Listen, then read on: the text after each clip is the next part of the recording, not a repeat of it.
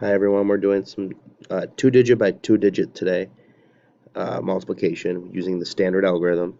And I want to talk today about using the algorithm to understand place value, but to also understand how we can do larger numbers with the multiplication algorithm. So we'll do 63 times 37, pretty simple.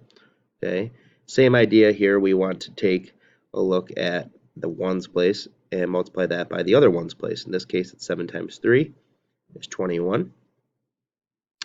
Put our 2 up there. We put a little plus sign up over the 2. That tells us that we need to add, not multiply some more.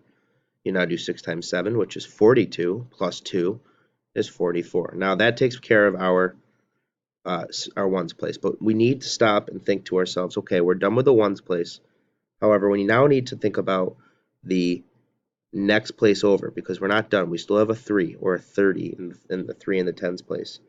So when we talk about this, we think to ourselves, 3 times 30 is 90.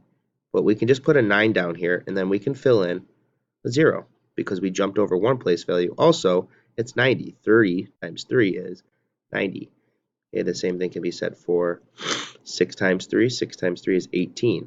But 30 times 6 is 180. So we take our 180 and we put it over here. It's still 90 and 180.